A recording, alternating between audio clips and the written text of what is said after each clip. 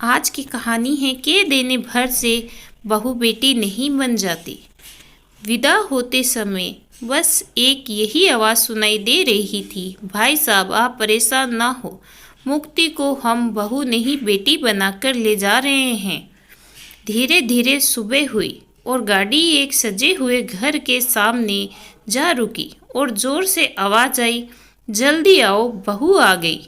सजी हुई थाली लिए एक लड़की दरवाजे पर थी।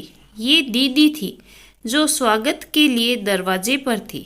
और पूजा के बाद सब ने एक साथ कहा, बहू को कमरे में ले जाओ। मुक्ति को समझ नहीं आया, कुछ घंटों पहले तक तो मैं बेटी थी, फिर अब कोई बेटी क्यों नहीं बोल रहा।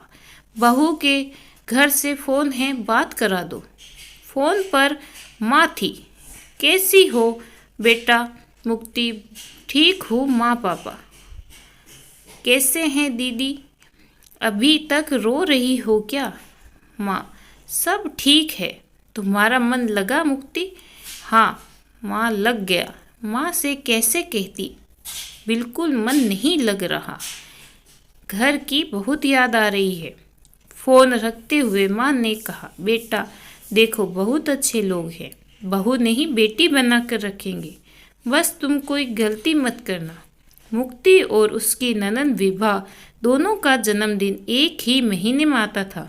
मुक्ति बहुत खुश थी, साथ साथ जन्मदिन मना लेंगे और पहली बार ससुराल में जन्मदिन मनाऊंगी। सुबह होते ही घर से सबका फ़ोन आया।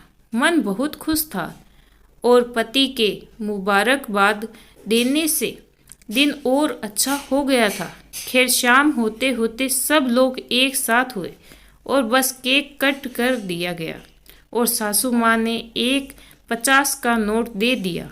सासू माँ का दिया ये नोट मुक्ति को बहुत अच्छा लगा। जन्मदिन ने मना पाने का थोड़ा दुख हुआ, पर फिर शायद ससुराल में ऐसे ही जन्मदिन मनता होगा। अगले हफ्ते विभा दीदी का जन्मदिन आया। सुबह से ही सबके फ़ोन आने शुरू हो गए। सासू माँ ने कहा, मुक्ति आज खाना थोड़ा अच्छा बनाना, विभा का जन्मदिन है। जी माँ जी। शाम होते ही मोहल्ले भर के लोगों का घर पर खाने के लिए आगमन हुआ। सब ने अच्छे से खाना खाया। सासू माँ ने विभा को 1000 का नोट देते हुए कहा, बिटिया तुम्हारे कपड़े अभी उधार रहे। मुक्ति इस प्यार को देखकर बस मुस्कुरा ही रही थी कि पड़ोस की काकी ने पूछ लिया, बहू तुम्हारा जन्मदिन कब आता है? मुक्ति बड़े प्यार से बोली, काकी अभी पिछले हफ्ते ही गया है, इसीलिए हम दोनों ने साथ साथ मना लिया। क्यों विभा दीदी, सही कहा ना? विभा उसकी तरफ देखकर फिर मुस्कुरा दी। रसोई में खाना बनाते हुए मुक्ति को एक बात समझ नहीं आई, बेटी बनाकर रखेंगे के देने भर से बहू बेटी नहीं बन जाती। और माँ की बात याद आ गई, बस बेटा तुम कोई गलती मत करना।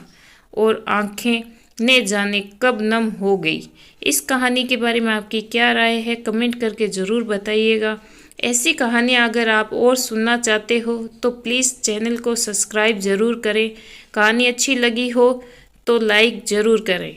कहानी सुनने के लिए आपका बहुत बहुत धन्यवाद।